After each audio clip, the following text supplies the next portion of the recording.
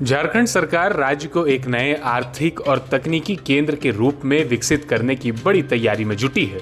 सरकार की नजर अब 3 बड़े क्षेत्रों पर है: monsoon tourism destination, AI hub और क्रिटिकल मिनरल्स का विकास। इन सभी योजनाओं को जमीन पर उतारने के लिए 1 और 2 जुलाई को दिल्ली में एक बड़ा इन्वेस्टमेंट समिट आयोजित किया जाएगा। इस समिट के जरिए देश और विदेश के निवेशकों को झारखंड में निवेश के लिए आमंत्रित किया जाएगा। सरकार का लक्ष्य साफ है: झारखंड को सिर्फ खनिज संसाधनों वाला राज्य नहीं, बल्कि एक टेक्नोलॉजी, टूरिज्म और इनोवेशन हब के रूप में विकसित करना, जहां विकास और रोजगार के नए रास्ते खुल सके। मंत्री सुदीव्य कुमार सोनू ने कहा कि झारखंड की प्राकृतिक सुंदरता को सही तरीके से विकसित कर राज्य को एक प्रमुख मॉनसून टूरिज्म डेस्टिनेशन बनाया जा सकता है। इसके लिए सुरक्षित और आकर्षक पर्यटन स्थलों का विकास, रांची के मोरहाबादी में मॉनसून फेस्टिवल का आयोजन और पर्यटन सीजन को 4 से बढ़ाकर 7 महीने करने की योजना है, जिससे रोजगार और स्थानीय अर्थव्यवस्था को बढ़ावा मिलेगा। इसके साथ ही झारखंड को एक एआई हब के रूप में विकसित करने की दिशा में काम चल रहा है। इसके लिए विदेशी कंपनियों और बड़ी टेक फर्म्स को निवेश के लिए आमंत्रित किया जा रहा है। साथ ही उच्च शिक्षा में एआई को शामिल कर युवाओं को आधुनिक तकनीक परीक्षण देने और स्किल्ड वर्कफोर्स तैयार करने पर भी जोर दिया जा रहा है।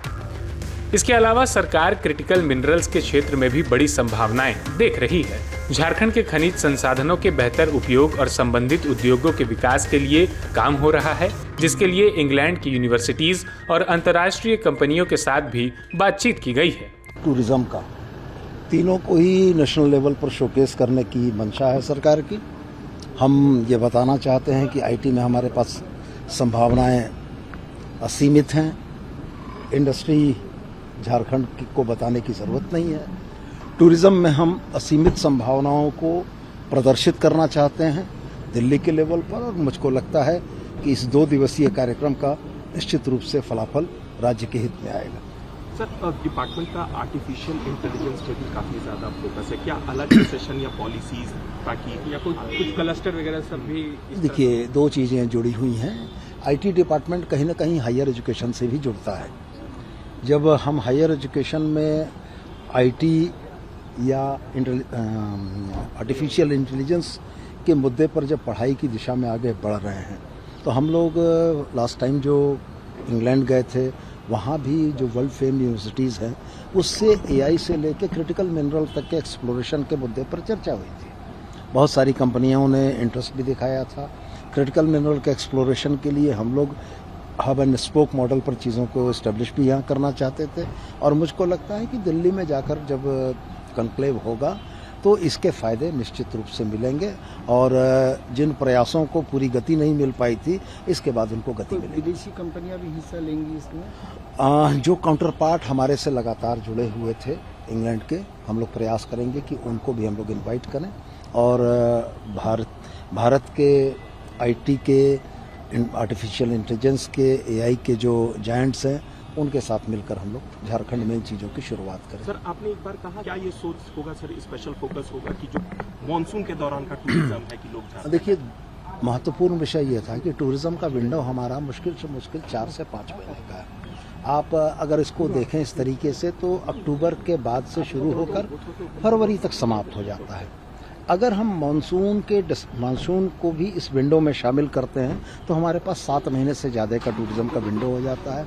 और ईश्वर ने कुछ विशिष्ट चीज़ें इस प्लेटू या पठार में हमें दी हैं, जहाँ बाढ़ नहीं आती है, जहाँ पर लैंडस्लाइड नहीं होता है, किसी पर्यटक के फंसने का कोई खतरा नहीं है। तो हमारा यही सोच है कि किसी भी तरीके से झारखंड को मॉनसून डेस्टिनेशन के तौर पर हम लोग विकसित करें, प्रमोट करें, और लोगों को यहाँ के जंगलों की, पहाड़ों की, डैम की, झरनों की खूबसूरती देखने के लिए मॉनसून में हम बुलाएं। तो हम लोगों का यह प्रयास है। हम एक मॉनसून फेस्ट भी करने की तैयारी कर रहे हैं कि मोरहाबादी में एक मॉनसून फेस्ट मॉनसून के दरमियान करेंगे। B2B, B2C जो भी हमारे एंटरप्रेन्योर्स होंगे, उनको हम लेकर आएंगे, फैम ट्रिप कराएंगे, उनको पतरातू भी घुमाएंगे, हम उनको रजरप्पा भी ले जाएंगे, हम उनको नेतरहाट भी ले जाएंगे, कि वो हमारे जंगलों को, हमारे पहाड़ों को, हमारे झरनों का अनुभव कर पाएँ। और हमको लगता है कि इसका लाभ आने वाले समय में एक सेफेस्ट मानसून डेस्टिनेशन के तौर पर झारखंड को विकसित करके मिलेगा। कुल मिलाकर सरकार की ये पूरी योजना झारखंड को टेक्नोलॉजी, टूरिज्म और इनोवेशन का नया केंद्र बनाने की दिशा में बड़ा कदम है। अब देखना होगा कि 1 और 2 जुलाई का इन्वेस्टमेंट समिट इस विजन को कितनी मजबूती देता है और जमीन पर कितना बदलाव दिखता है। प्रभातखबर.com, विश्वास वही, रफ्तार नहीं।